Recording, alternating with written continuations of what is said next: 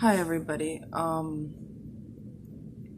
at work right now and I just had inspiration for a video and here goes. I want to address the video to people that are coming out of sociopathic relationships, that are in sociopathic family units. And specifically I want to address this to the children of sociopaths that are adults now. And the video will be titled, When You Have Two Competing Truths,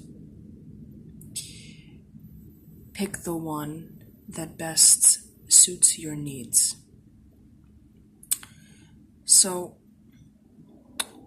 many times the children of sociopaths have trouble letting go of their past because it was forced onto them, meaning that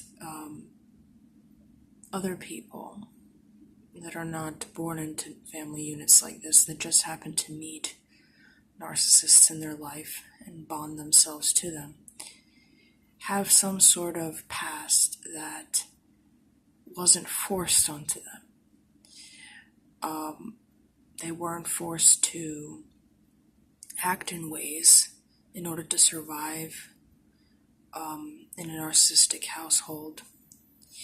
They weren't forced to give up to compromise themselves, to compromise their dignity, in order to not enrage the narcissist. So in my opinion, just in terms of free will choice and determinism, people that were born into sociopathic families have it much, much worse than people that meet them in later stages of their life, only because there's a societal gaslighting element.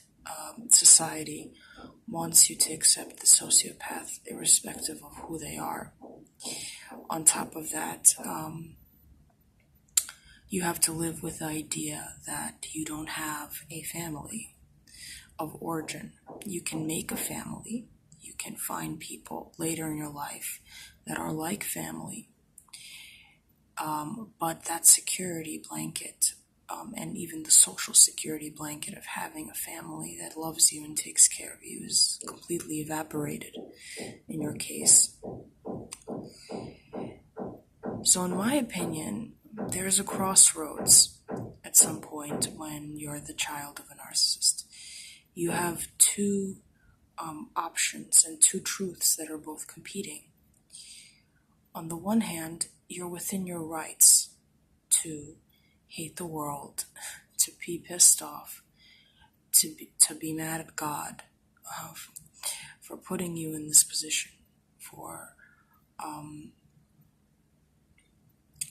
putting you in a position where people judge you continually, where people question your sanity, where many times you have to give up a large inheritance in order to stay afloat mentally. There are so many things that you are forced to deal with from the very beginning of life. I'm not even talking about the physical and psychological abuse that many children of narcissists have to go through, which is horrible, horrible. But the fallout of this is very profound. And then you have the opposite truth, which is opposed to all of this, which is that you know the truth, that you know that these people exist, and you know how they function. And that's a huge responsibility to have.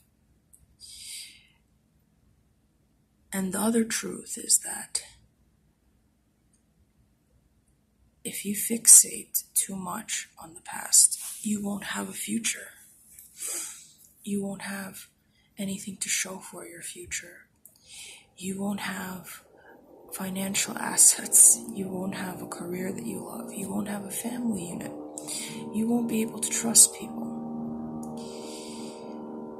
you can't, in one hand, be consumed by the memory of these people, and on the other hand, create a life for yourself that's apart from them. Because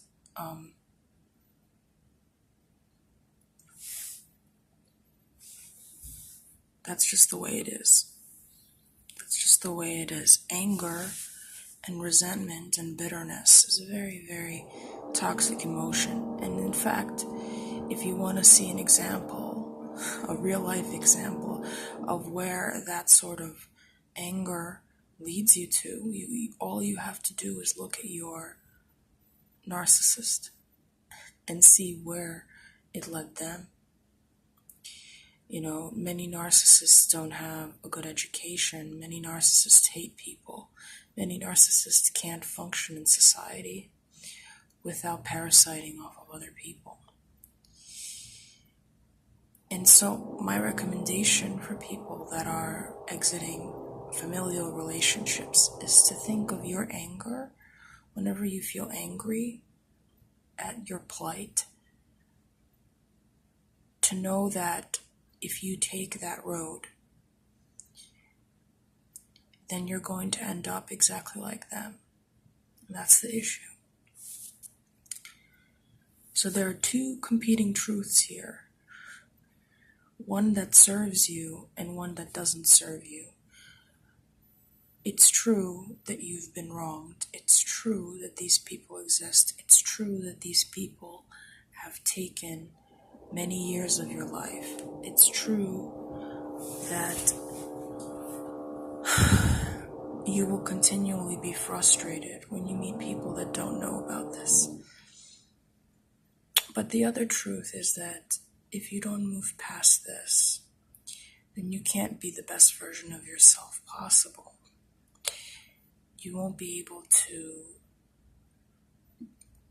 move on. And that's the other truth, and that's the truth that does serve you, because you deserve it.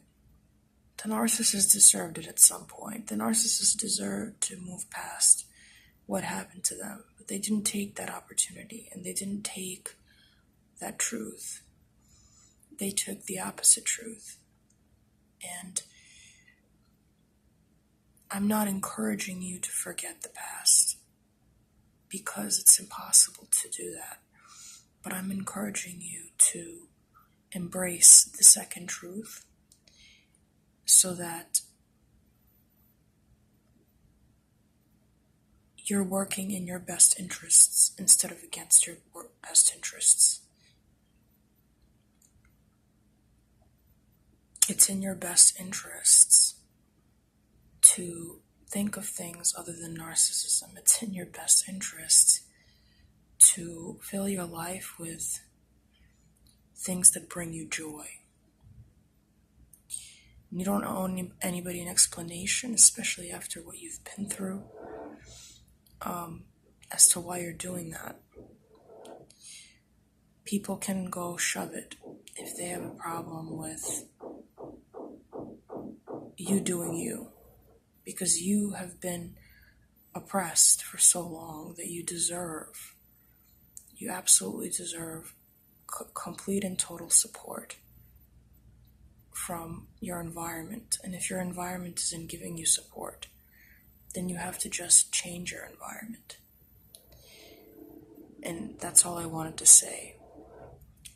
Pick the second truth and meditate on that truth, and meditate on how much you deserve happiness, and how much you deserve fulfillment, and how much you deserve to love every day of your life and to look forward to it, and meditate on that. That's all I have to say.